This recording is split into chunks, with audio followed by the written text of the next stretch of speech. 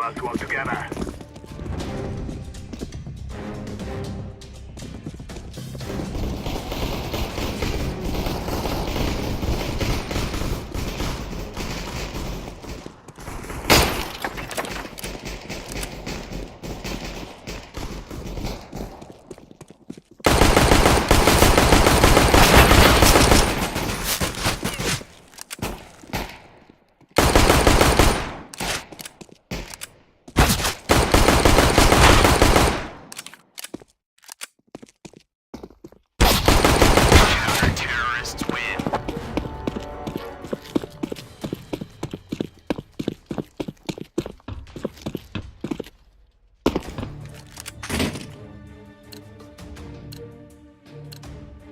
No more talking. Now we fire!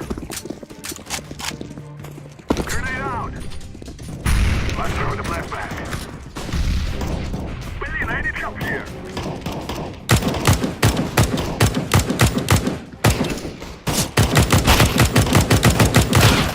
Three units left.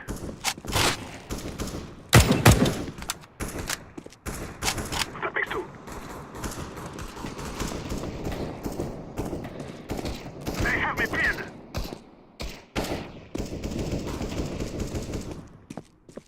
One stupid man is left. Terrorists win. This is our victory.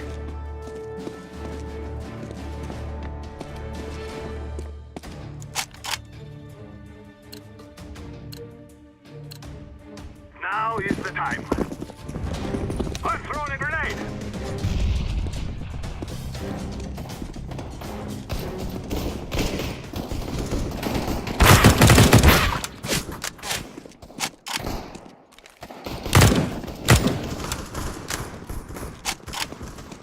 That makes three left. Two left. One left. Let's kill him already. Terrorists win. It is like they're not even try.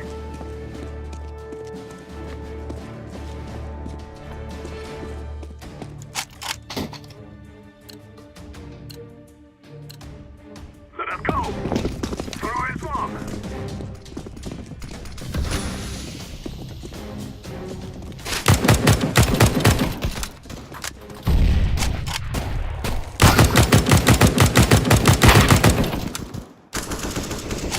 Only two men left.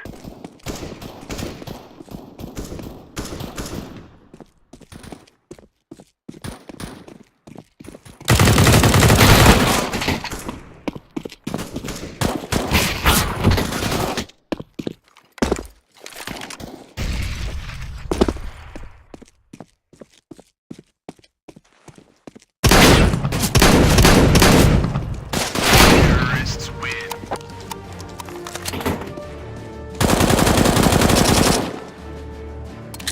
Rain, snow, hail. All things we're used to seeing fall from the sky on any given day. We don't think twice when it starts to rain, but over the course of history, there have been some truly weird things to fall on their unsuspecting victims. Take, for example, the strange account of the town of Lajiman in Australia.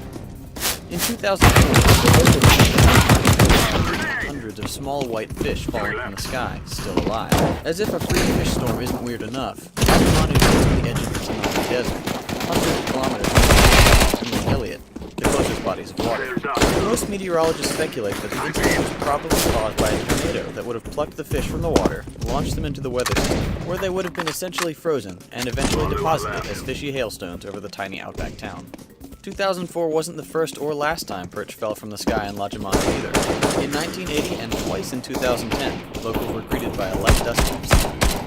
On the subject of food, let's travel back in time to March 3rd, 1876. It was a clear spring day in Olympia Springs, Kentucky, and a certain Mrs. Crouch was making soap outside her house when she noticed that it had started to snow. Not actual snow, mind you, but large flakes of what looked like beef. The following day, an inspector came to verify the story, and sure enough, he noted the presence of meat flakes covering the area. He said that most of the flakes were roughly 5 centimeters square, though at least some were twice that size. Two unidentified men, apparently with complete disregard for their health, decided to taste the meat.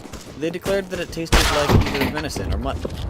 Various explanations were proposed over the following months. Some scientists claiming the flakes were bacteria, others claiming that it was lung tissue, until it was finally confirmed that the mysterious slushy precipitation was indeed meat of some sort.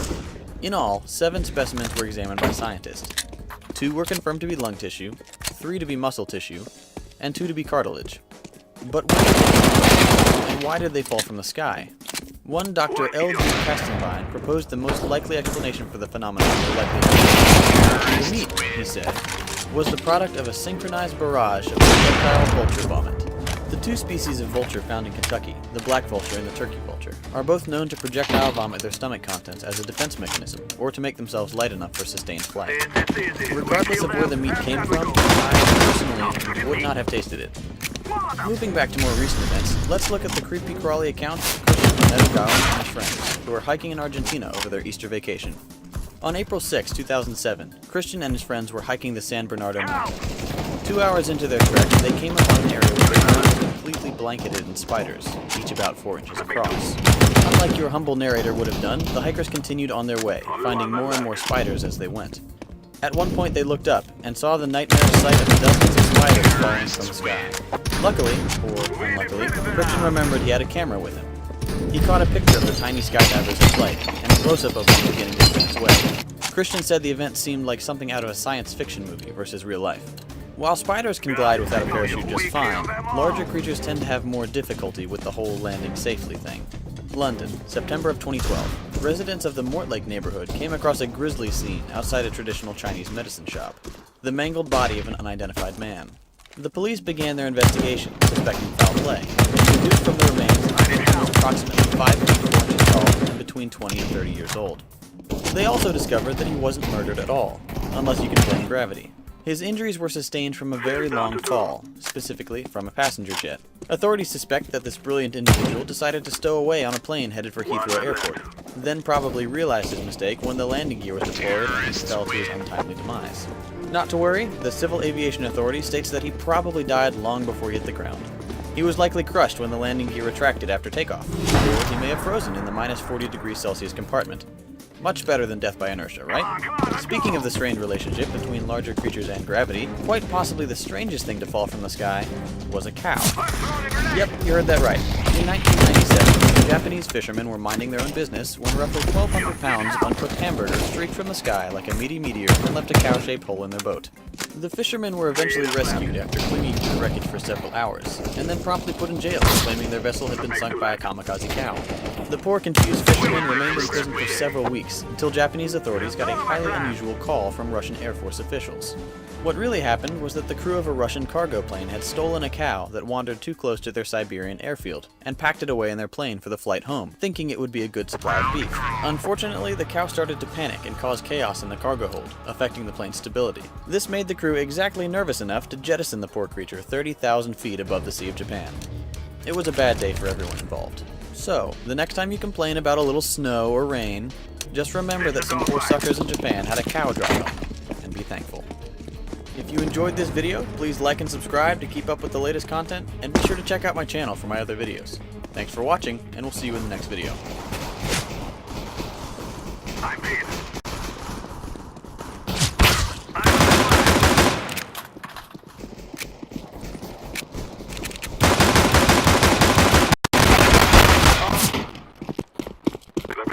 We humble residents of Earth are all too familiar with destructive weather. Tornadoes, hurricanes, hail the size of golf balls, even bizarre phenomena like fire tornadoes. But compared to much of the universe, we've got it pretty easy. In this video, we're going to go on a field trip to some of the most amazing and terrifying places in the universe, where death isn't just a possibility, it's the rule. Let's check out the best places in the universe to die a horrible death. The first stop on our journey is the tiny brown dwarf star Lumen 16b. Of course, size is relative on a cosmic scale. The small star is about the same size as Jupiter, though with considerably more mass. Lumen 16b is located just 6.5 light-years from our own Sun, making it the most convenient location on the list. With our current technology, it would only take us about 150,000 years to get there. Brown dwarf stars like Lumen 16b are interesting because they're not hot enough to burn with the intensity of a larger star like our Sun. That means they can develop weather patterns similar to those found on gas giants like Jupiter. For this thought experiment, we're going to assume we have some technology that allows us to land on the surface or hover in the atmosphere of our destinations.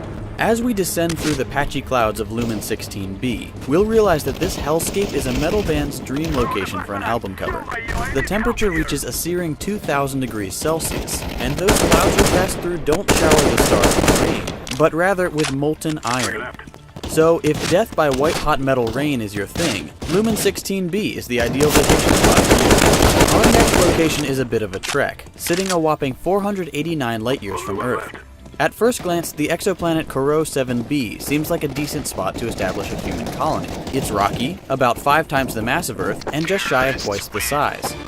There are just a couple tiny problems. First and foremost, due to its proximity to its parent star, Corot 7b is probably covered almost entirely with lava.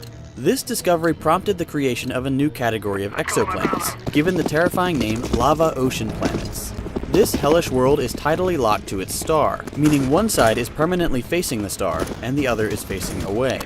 That means that the light side of the planet can reach temperatures up to 2,200 degrees Celsius, while the dark side can plunge as low as minus 210. To make things worse, the temperature on the bright side is so intense it can vaporize rock. When this rock vapor is drawn up into the atmosphere, it condenses back into solid form, and pelts the surface with blazing hot stones. If that's still not inhospitable enough for you, Corot 7b is regarded to be one of Gravitational tugs from one of its 2 sister planets cause rampant volcanism that far exceeds that of Jupiter's moon Io, which is riddled with over 400 active volcanoes. So if Lumen 16b was too tame for you, consider making Corot 7b your first choice. The third stop on our list is probably just upset we gave it the obnoxiously long name HD 189733b. For the sake of brevity, it'll be known as HD 18 for the rest of this video. HD 18 is located about 63 light-years away in the constellation Vulpecula. A weary traveler could be forgiven for thinking they had made it to Earth, as the planet is a friendly cobalt blue. Unfortunately for said traveler, it would be the last mistake they ever made. The weather on HD 18 is incredible and deadly. The temperature on this tidally locked gas giant can reach upwards of 1,000 degrees Celsius. Not as scorching as our previous destinations, but still hot enough to kill just about anything. The wind whips around the planet at a rate of 2 kilometers per second, or 7 times the speed of sound.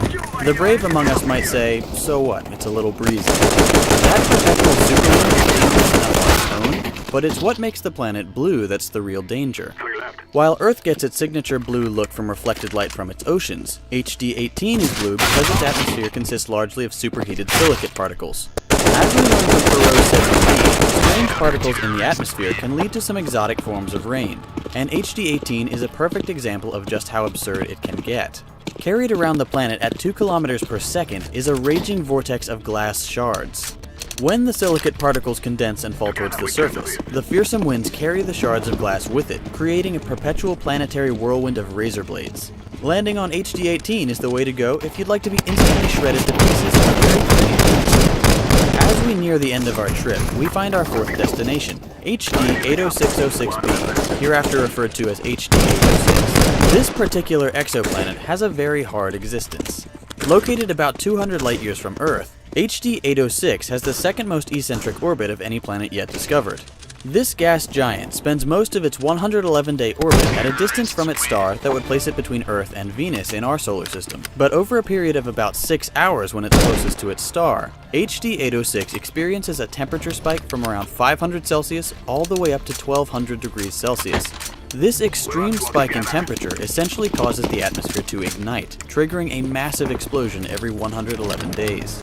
The shockwave generated from this explosion causes massive planet-wide storms and wind speeds reaching 5 kilometers per second, more than twice the speed of the glass storm raging on HD 18. If you were present above the clouds of HD 806 during its 6-hour ignition period, you would see its star filling more and more of the sky, increasing in brightness by almost a factor of 1,000. Then, if you could somehow survive the increase in heat, you'd be subjected to tremendous force and pressure from the shockwave. You'd go out with a bang. No list of terrifying space phenomena would be complete without the ever-popular black hole.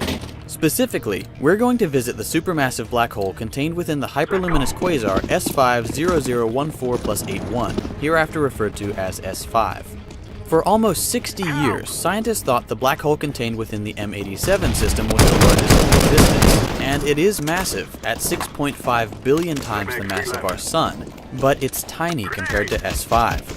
The S5 black hole has a mass of 40 billion times that of our Sun. This behemoth has an external horizon of 236.7 billion kilometers, over 37 times the diameter of Pluto's orbit.